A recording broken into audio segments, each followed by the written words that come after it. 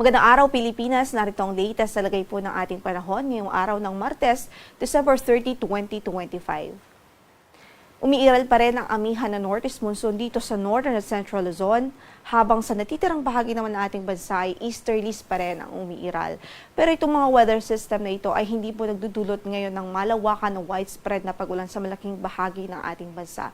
Mostly offshore o nasa karagatan yung mga malalakas na pag-ulan. Pero meron pa rin tsansa ng mga thunderstorm activities lalong-lalo na po dito sa Visayas at Mindanao anytime of the day po yan. At kasalukuyan, wala po tayong bagyo na minomonitor sa loob ng ating area of responsibility. At least in the next 2 to 3 days, wala tayong inaasahan.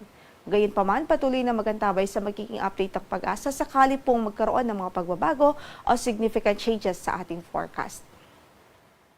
So sa ating pagtayo ng panahon sa araw na ito, dito nga po sa Metro Manila, maging dito sa Ilocos Region, Central Luzon, Cordillera Administrative Region at Cagayan Valley, asahan natin ang bahagyang maulap hanggang sa maulap na papawirin at may tsansa po ng mga isolated o pulupulong mahihinang pag-ulan lamang dahil sa amihan. Bukod dyan, dala pa rin ho nito ang may kalamigang simoy ng hangin lalong-lalo na po sa madaling araw at bandang gabi.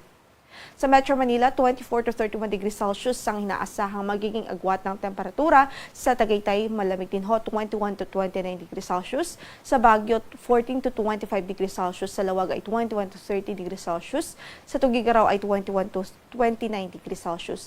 Habang sa Legazpi po ay 24 to 31 degrees Celsius. So sa ating pagtayan ng ating panahon dito sa Kabikulan at Mimaropa Region, asahan natin ang bahagyang maulap hanggang sa maulap na papawirin at may posibilidad din ho ng thunderstorm activities. Kung saan man ang ating lakad sa araw na ito, huwag hong kalimutang magdala pa rin ng mga palanggalang sa ulan sakali po magkaroon ng biglaang pagbuhos ng ulan due to thunderstorm. Samantala sa Visayas at Mindanao, asahan din natin ang bahagyang maulap hanggang sa maulap na papawirin at tsansa lamang din ho ng mga isolated o pulupulong mga thunderstorms o pagkidlat pagkulog anytime of the day. Sa pagtayo ng ating temperatura po doon, sa Tacloban, 25 to 30 degrees Celsius. Sa Iloilo ay 24 to 31 degrees Celsius. Sa Cebu ay 26 to 30 degrees Celsius. 24 to 29 sa Cagayan de Oro. 25 to 32 sa Davao. Sa Zamboanga naman ay 24 to 33 degrees Celsius. Sa Puerto Princesa, 24 to 32 degrees Celsius. Habang sa Calayan Islands, 24 to 32 degrees Celsius rin po. Kasalukuyan ay wala po tayong gale warning na nakataas sa namang bahagi ng ating mga baybaying dagat. Katamtaman o moderate hanggang sa maalon ang magiging kondisyon ng ating karagatan dito sa Northern Luzon at sa silangang bahagi ng Central Luzon.